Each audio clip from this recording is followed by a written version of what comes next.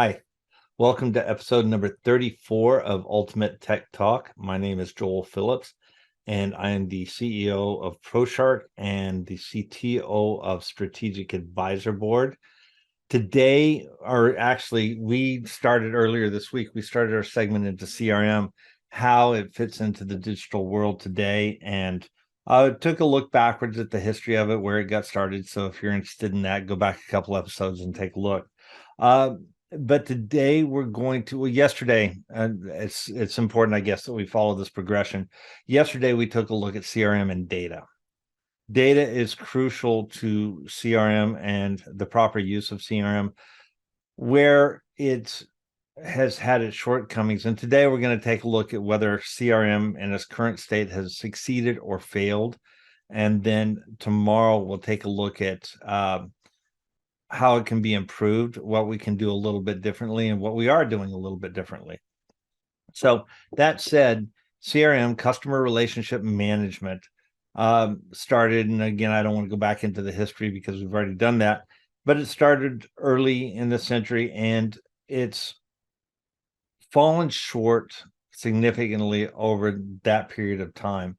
And there's a reason for it. When we first started CRM, we looked at it was this end all to be all and or be all to end all, and it was supposed to develop relationships between companies and clients or customers or prospects as well. So we've fallen short, and there's specific reasons why.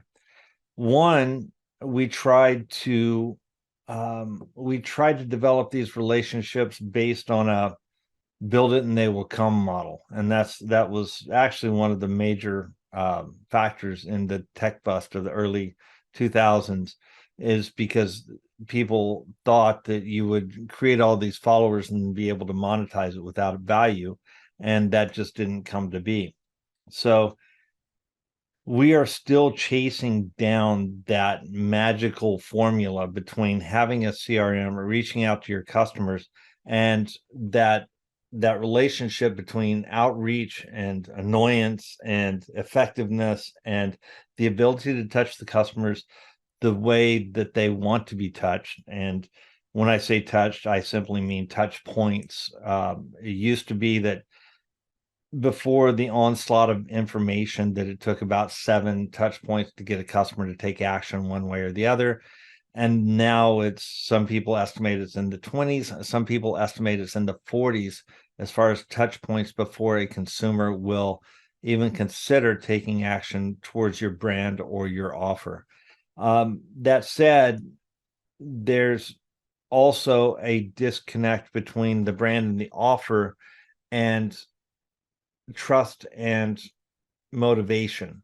So really there's always been this disconnect between trust, motivation, brand, offer, and getting the prospect, the potential customer, to take action based on the messaging and outreach, the messaging based on the components in the CRM.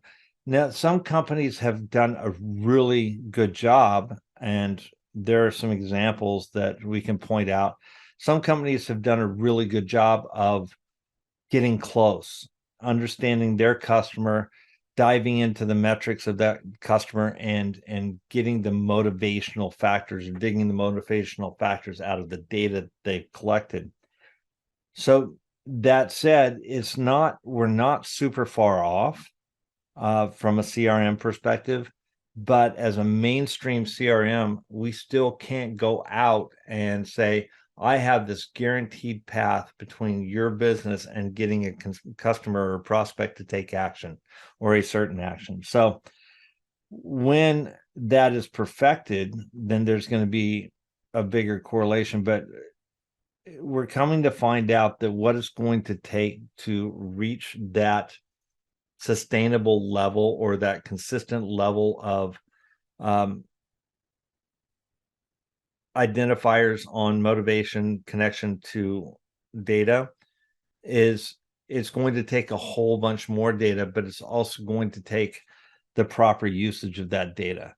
And it's not just collecting data for data's sake, it's collecting data that makes sense and understanding that data.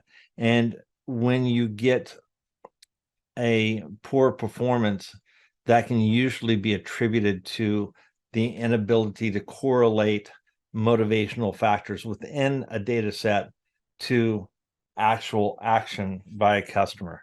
So, and whether it be perceived lack of trust, perceived lack of value, there's a whole bunch of variables that go into that help us make that connection. So, all in all, CRM as a whole is a viable effort. I mean, it's something that has to be done, but it's also something that has not succeeded on a consistent basis yet. And it's something that we need to continue to improve.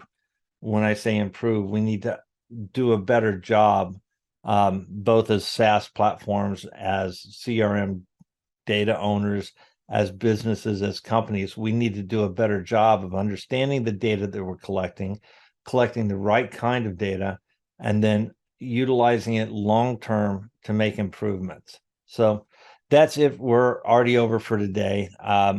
Today we looked at CRM, whether it succeeded or failed.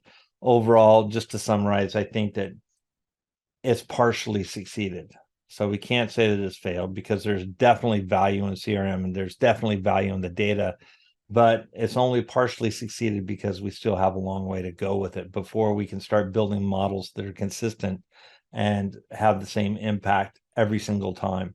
So that's it for today. Join us tomorrow. We're going to continue our dig into CRM and how it makes sense in our world. And I appreciate it. If you have questions or comments, please send those to Proshark, or excuse me, Tech Tips, TECHTIPS at Proshark.com. Again, that's Tech Tips at Proshark.com. Thanks. Have a wonderful day. We'll see you tomorrow. Bye.